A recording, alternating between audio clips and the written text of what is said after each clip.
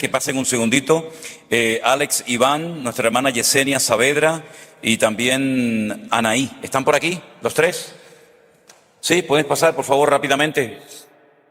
Le damos un aplauso a nuestro Dios. ¿Esto para qué?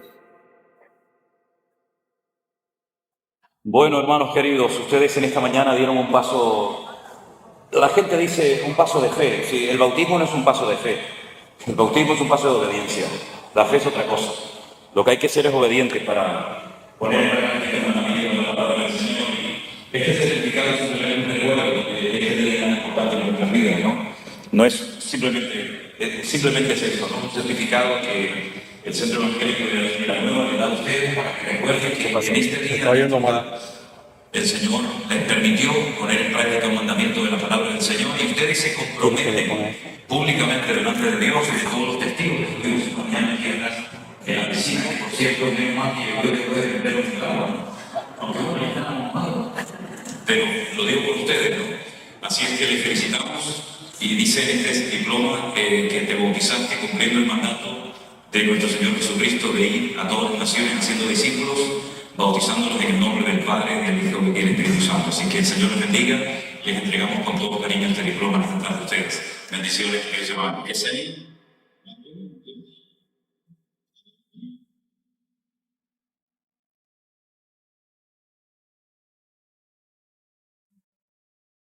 No, no está funcionando.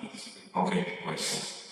Muy bien, hermanos. Pues nuestro hermano Yuri nos va a ayudar con las preguntas.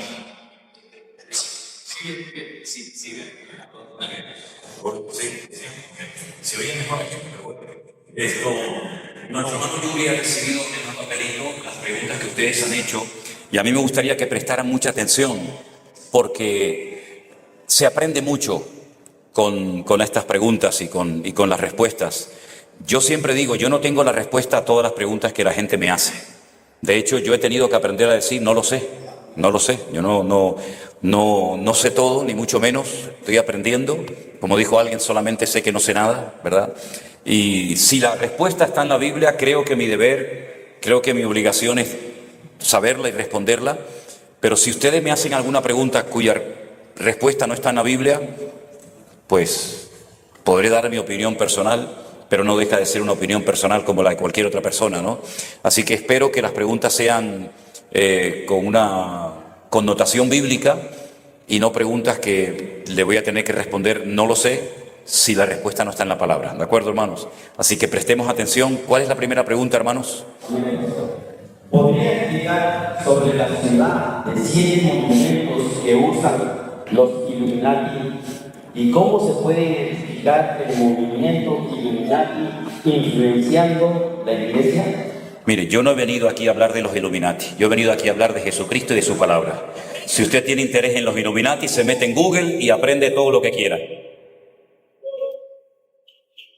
Y si usted quiere saber si los Illuminati o cualquier otra filosofía o movimiento está influenciando en su iglesia, lo que tiene que hacer es leer la Biblia y filtrar a la luz de la palabra de Dios si lo que está predicando ese señor, ese pastor, está en la Biblia o no está en la Biblia. Pero yo hablar de los Illuminati, sinceramente a estas alturas como que no, porque no vengo aquí a hacerle publicidad a nadie, sino solamente a mi Señor Jesucristo.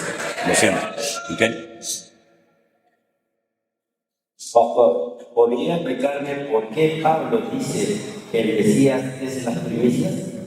Es que Pablo no está diciendo que el Mesías sea las primicias. Pablo está hablando de Jesús en cuanto a su resurrección. Esa pregunta está en el capítulo 15 de Primera de Corintios, donde dice que Él fue las primicias de la resurrección, porque realmente el único que verdaderamente ha resucitado fue el Señor Jesucristo. Todas las demás personas que nosotros decimos que resucitaron, volvieron a vivir, revivieron, pero resucitar es una cosa, es un término completamente diferente. Por lo tanto, el único que verdaderamente resucitó y nunca más volvió a morir fue el Señor Jesucristo. Por eso se le considera las primicias, el primero, el botón de muestra de lo que nos va a ocurrir a todos los demás, ¿sí? Pastor, ¿qué opinión tiene de la preexistencia del hombre o del alma? Es que vamos a ver, yo no sé de dónde sale esa pregunta, pero la preexistencia del hombre se refiere que antes del hombre ya vivía el hombre, preexistencia, que antes de la existencia ya había existencia. ¿Entramos a juegos filosóficos? a filosofar y a perder el tiempo. No hubo persistencia antes del hombre en cuanto a vida humana.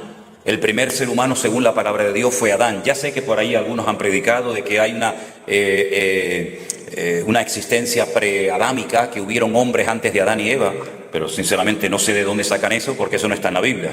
Ahora, si queremos inventarnos cosas, podemos tener muchos congresos para decir tonterías, pero no hay una preexistencia humana de hombres. Hay vida antes del hombre, sin lugar a dudas. Los animales fueron antes del hombre, los ángeles fueron creados antes del hombre, Satanás y sus demonios y todo eso ya existían antes de Adán y Eva, pero no hubo un hombre antes de Adán y Eva. Él fue el primero. Eso es lo que enseña la palabra de Dios. Amén. ¿El anticristo va a adorar a Alá? No lo sé, yo lo único que sé es que el anticristo dejará de adorar al Dios vivo y verdadero, que era el Dios que sus padres le enseñaron y le predicaron, y durante un tiempo parece que se va a asociar con religiones falsas, con religiones que no tienen nada que ver con principios bíblicos, pero lo que sí sabemos es que el anticristo al final se convertirá en un ególatra, es decir, una persona que obligará a la gente a que lo adoren a él. Él quiere ser el centro de la adoración. De hecho, una de las cartas que Pablo escribe, creo que es Primera Tesalonicenses, dice que él se levanta contra todo lo que es Dios o es objeto de culto, de tal manera que se sienta en el templo de Dios haciéndose pasar por Dios. Es decir, él realmente no va a adorar a nadie, sino lo que él quiere es que lo terminen adorando a él. Ese es el objetivo.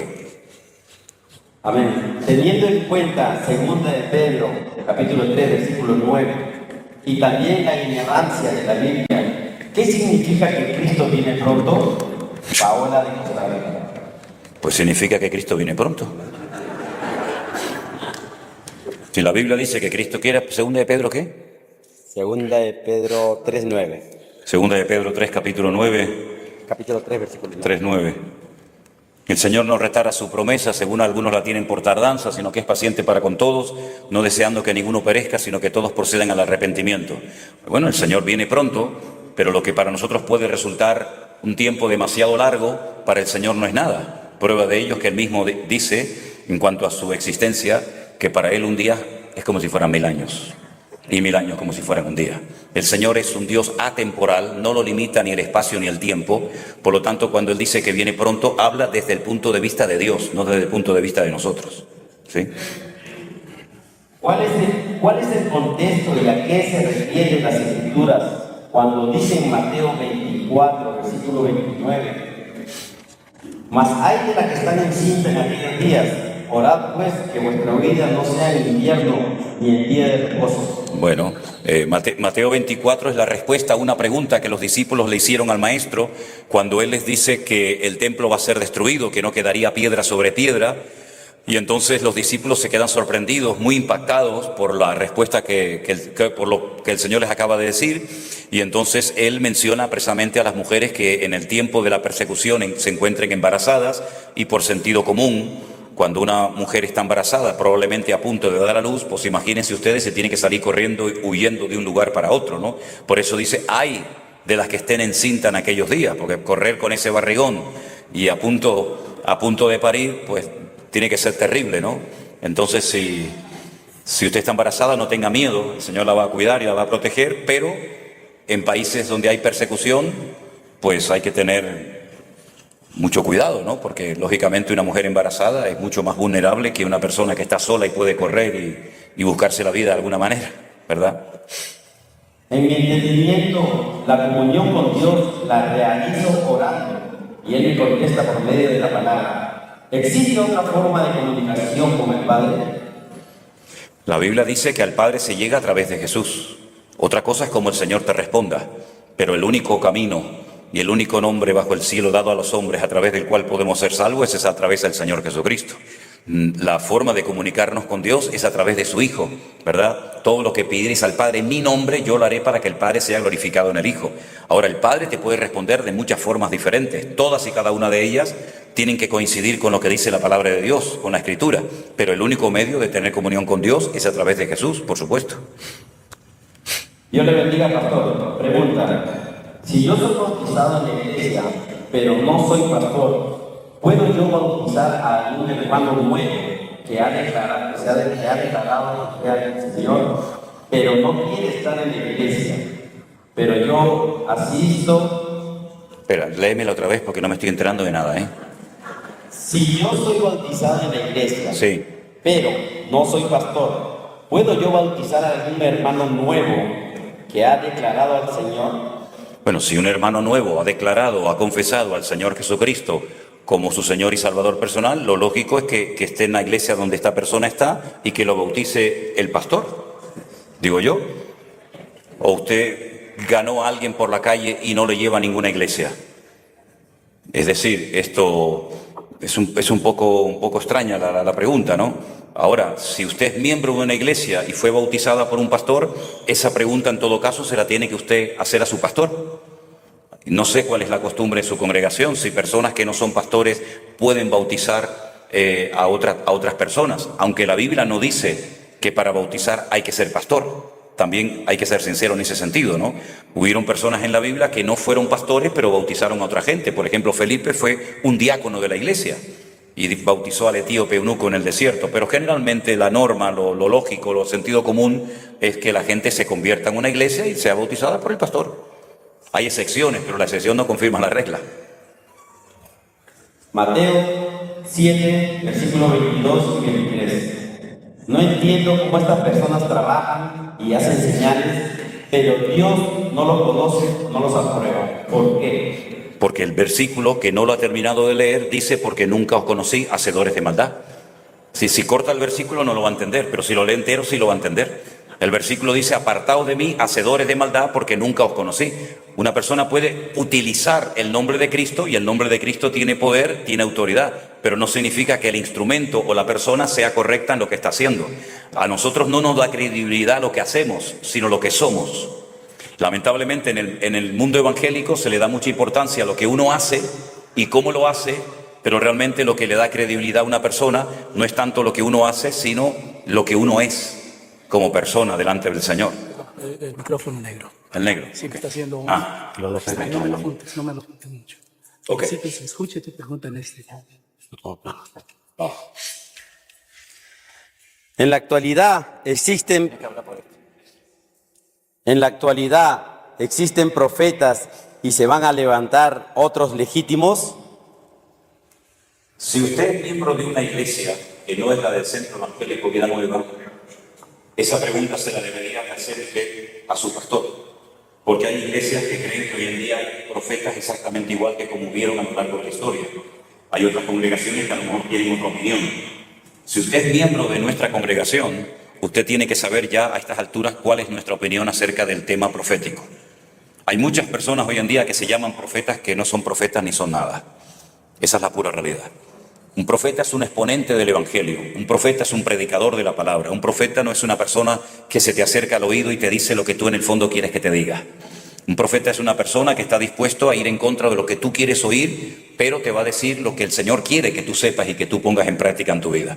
Ahora, profetas hubieron, pero la palabra del Señor nos enseña que los que hoy en día se llaman profetas lo que tienen que hacer es confirmar la palabra que ya está escrita y no salir del marco de la palabra e inventarse cosas, como muchas veces ocurre, que dicen cosas que no están en la palabra, pero como se presentan como profetas, pues la gente les hace caso creyendo que es palabra de Dios. ¿Y cuántas personas dicen: no, yo hice esto, o vendí mi casa, o entregué mi coche, o di una ofrenda, o hice esto, o hice aquello, porque un profeta me dijo que hiciera esto o aquello? Bueno, perdone, querido, usted lo que tiene que hacer es lo que dice la palabra de Dios y no lo que dice un profeta, sino que la palabra de Dios está por encima del profeta, del apóstol, del pastor y de todo el mundo. La palabra de Dios es soberana. Y cuando alguien, por el cargo que ostenta, pues desplaza la palabra, después lamentablemente pasa lo que pasa. Gente desilusionada, gente herida, gente que no quiere saber nada del Señor, de las iglesias, etcétera, etcétera.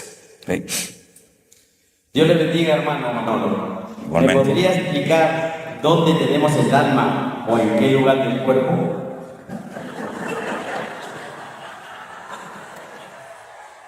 Jeremías, ¿tú sabes la respuesta? Imagínense que les diga aquí o aquí. Ya van por ahí diciendo: no, tenemos el alma aquí porque el pastor Sierra lo dijo. Yo qué sé dónde está el alma. Yo qué sé dónde está. ¿Qué más da dónde está el alma? Es que, hermano, yo con todo mi respeto, Yo es que no me complico la vida con esas cosas, que yo tengo tantas cosas en la cabeza y tantas cosas que hacer que a mí me da igual si tengo el alma aquí, debajo del sobaco, en el pie, en el tobillo, que me da igual, que no sé dónde está, ¿qué quiere que le diga? No sé. Es muy importante saber dónde está el alma, es algo trascendental, nos quita el sueño, o nos... Yo qué sé dónde está el alma, hermano. Sí. Nunca me habían hecho esa pregunta, de verdad, Pero bueno, está bien.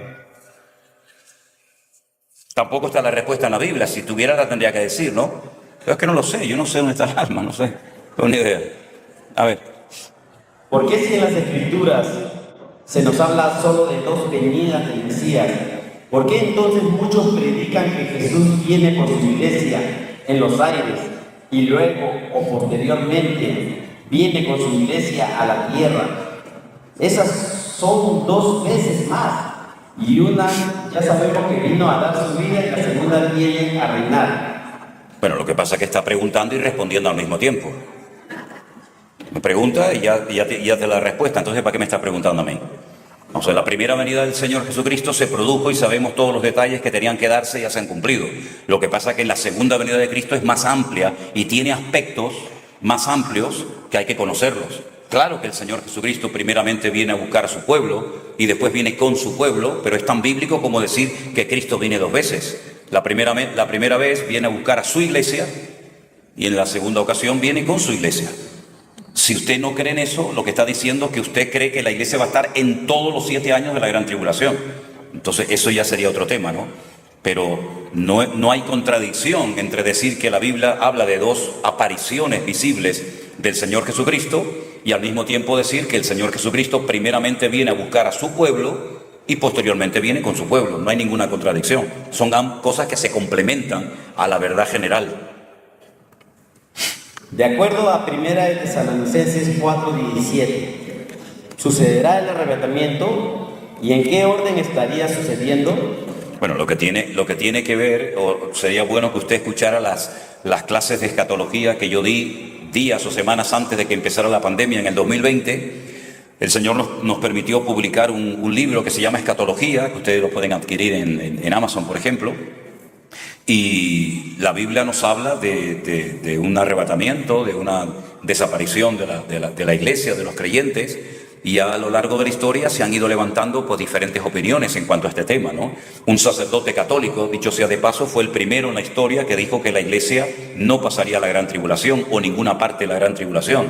Esta no es una enseñanza de ningún apóstol, de ningún profeta, no es una enseñanza que se creyó a lo largo de los 2000 años de historia de la iglesia. Repito, el primero que dijo, el primero que enseñó que la iglesia católica, no la evangélica, la iglesia católica no iba a pasar ningún periodo de la gran tribulación fue un sacerdote católico, estudiando por su cuenta el libro del Apocalipsis, aproximadamente hace unos 160, 170 años aproximadamente. De esta información o de esta opinión personal de este cura, de este sacerdote, pues Scofield, que era un predicador muy conocido dentro del mundo del protestantismo, incluyó esa opinión personal de este sacerdote, cayó muy bien los comentarios de Scofield, y muchos creyentes creen que lo que enseñó aquel cura por primera vez en la historia de la iglesia es lo que va a ocurrir, que la iglesia no va a pasar ningún periodo de la gran tribulación. Yo creo que he demostrado en más de una ocasión que por lo menos en la primera parte, en los primeros 3 años y medio, la iglesia va a estar, porque la Biblia dice que, esto está en 1 Corintios 15, si lo quieren leer, que el arrebatamiento de la iglesia, la resurrección. Pablo dijo, y aquí os digo un misterio, no todos dormiremos, pero todos seremos transformados en un momento y en un abrir y cerrar de ojos. Porque se tocará la trompeta y al final trompeta, los muertos en Cristo resucitarán primero, luego nosotros los que vivimos nos reuniremos para estar con el Señor y recibirlo siempre en el aire.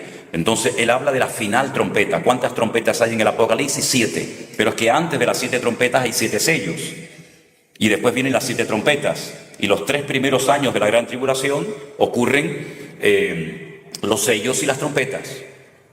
Y al final vienen las 7 copas de la ira.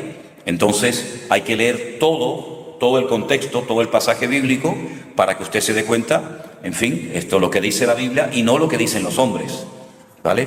A mí me enseñaron en la denominación de la cual yo vengo que la iglesia no iba a estar nunca en la gran tribulación, y cuando pregunté por qué, Me dijeron porque Dios no ha puesto a la iglesia para ira, sino para alcanzar salvación. Entonces, bueno, me callé y seguí estudiando y me encontré que en el libro del Apocalipsis se mencionan 3 tipos de ira diferentes. La ira del dragón, la ira del cordero y la ira de las naciones. Cuando le volví a preguntar al maestro a qué tipo de ira se refería cuando decía que el Dios no nos ha puesto para ira, no me supo responder. Ni siquiera sabía que el Apocalipsis hablaba de 3 iras diferentes. La del dragón, diablo, la de las naciones y la del cordero. ¿De cuál estamos exentas? ¿De las 3? ¿De una? ¿De 2? Ahí está la respuesta, ¿verdad? Por lo tanto, la iglesia tiene que estar preparada porque dice la Biblia que si aquellos días no fueren acortados, nadie sería salvo. Más por causa de los escogidos, el Señor acorta aquellos días de tribulación. Claro, cuando leemos ese versículo, algunos dicen que los escogidos se refiere al pueblo de Israel.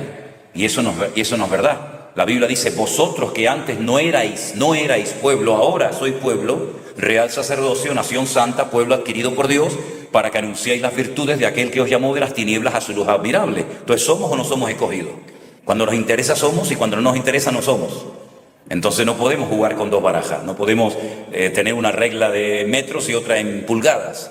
Entonces la palabra del Señor nos dice que todo creyente ha sido escogido, lavado y comprado por la sangre de Jesucristo.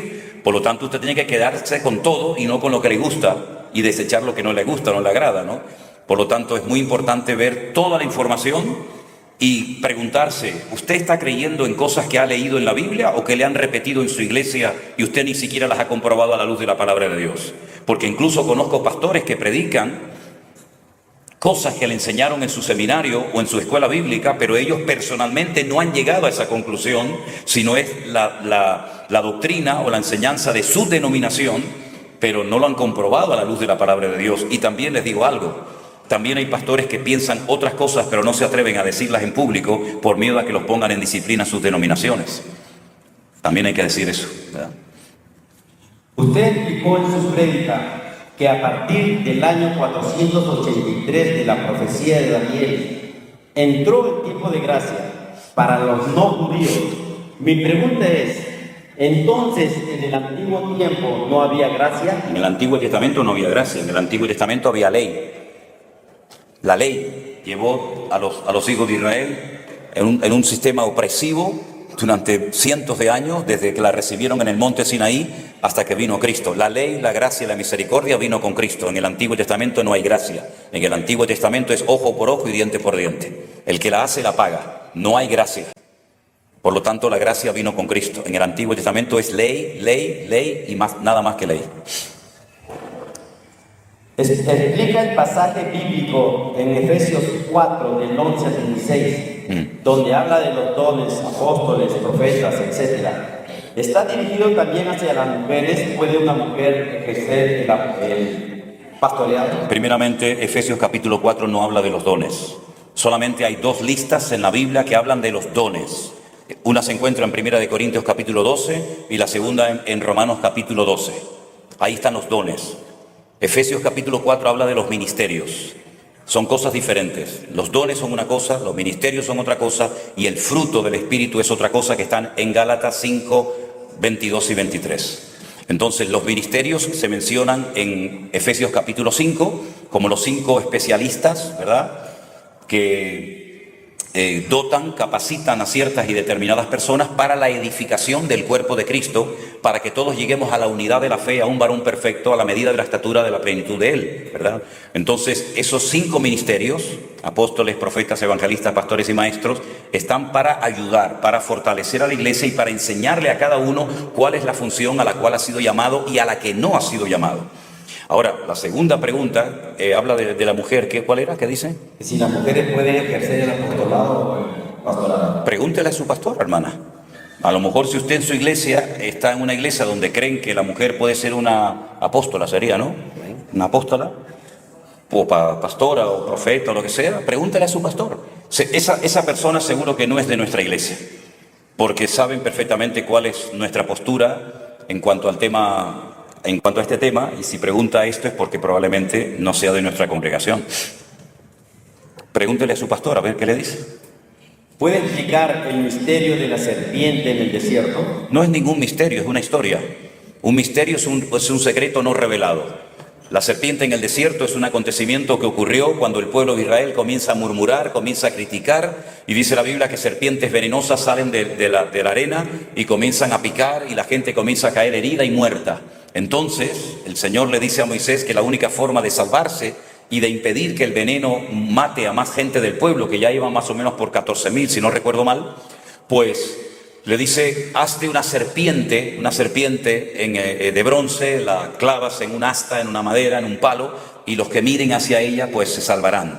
Es un tipo, saben que en literatura, en la Biblia hay muchos estilos literarios, hay hipérboles, hay parábolas, hay incluso fábulas también, ¿verdad? Hay muchos estilos literarios.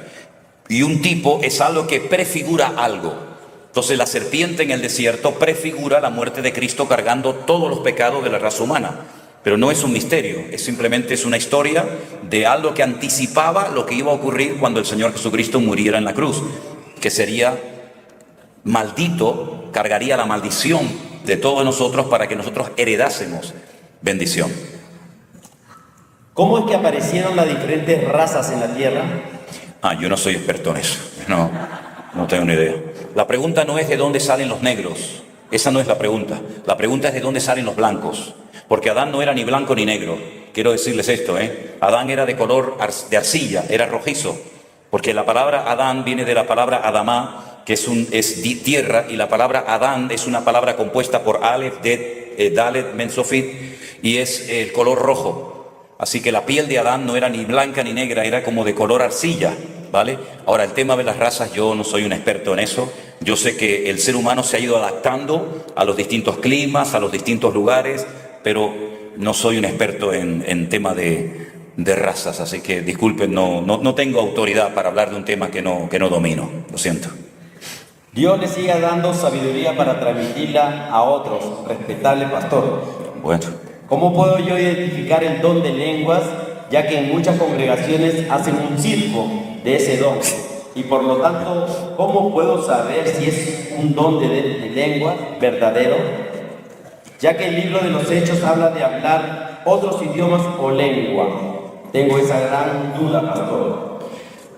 Bueno, si en su iglesia se produce una confusión en cuanto a este don o en cuanto a cualquier otra cosa, es una lástima, ¿no? Ya ocurrió en la iglesia de Corinto, ¿no? Que Pablo dijo que si entra algún indocto, algún inconverso en la congregación y ve a todo el mundo hablando en lenguas, dice, no dirán que estáis locos, ¿verdad? Entonces, uno de los dones que se menciona en 1 Corintios capítulo 12 precisamente es el don de hablar en otras lenguas, ¿verdad? Pero es un don que tiene que ir de la par del don de interpretación de lenguas. La palabra de Dios nos dice que nadie o ninguna congregación tiene que ponerse todo el mundo a hablar en otras lenguas, porque crea un desorden, crea un caos. Y 1 Corintios capítulo 14 nos da el orden de cómo se tiene que manifestar ese don. Si el capítulo 14 de 1 Corintios, que habla del don de lenguas y de la interpretación de lenguas, no lo están aplicando en su congregación, es prácticamente imposible que usted pueda saber quién está hablando realmente en lenguas aparentemente del Señor y quién está hablando en lenguas en la carne, ¿no? Por lo tanto, de todas maneras, eso tendría que verlo su pastor y no usted, ¿no? Pero bueno. Última pregunta. ¿No hay más? ¿No hay más? Trae más, que esto está bueno, trae más. Está bueno. Quitando la del alma que dije que no, voy bien, ¿no? A ver, ¿cuál es esa? ¿Por qué un hijo de Dios muere joven?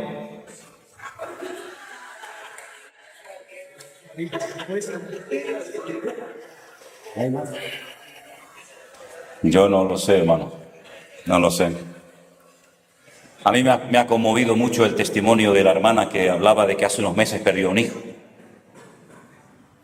Cuando a mi hija le dijeron que tenía un 98% de metástasis en el cerebro y que le quedaba muy poco tiempo de vida, yo no estaba ni como padre ni como pastor preparado para semejante noticia. En el fondo creo, con todo respeto, que nadie está preparado para semejante noticia, ¿no? Llevar a una hija al hospital y decirte los 7 doctores, reunirte en una sala y decirte, esto pinta muy mal. Mire cómo está su cabeza, su cerebro. Hay 98% de que su hija no salga de aquí. Jamás le pregunté al Señor por qué, nunca, Dios lo sabe, nunca. Lloré como nunca en mi vida había llorado, sufrí, pero nunca le dije a mi Señor por qué, nunca, jamás. Porque yo conozco a mi Señor y sé que si el Señor permitió eso, el Señor sabrá. ¿Por qué mueren la gente joven? No lo sé. Solamente sé que nosotros no somos dueños de la vida, no escogemos dónde nacemos, ni cómo vamos a nacer, ni cómo vamos a morir, ni dónde. Solamente sé que nuestra vida le pertenece al Señor y Él tiene todo el derecho de llamarnos a su presencia cuando quiera y como quiera. Solamente puedo decir eso. Pastor, ¿por qué el Señor no le permitió al endemoniado que estuviera con él? Sé que le dijo que se fuera a su casa y contar las cosas grandes que el Señor había hecho. Igual, si Él quería, ¿por qué no se lo permitió? Jesús no fue aceptado en la otra parte del lago, en la región de Gadara, donde vivían, digamos, gentiles.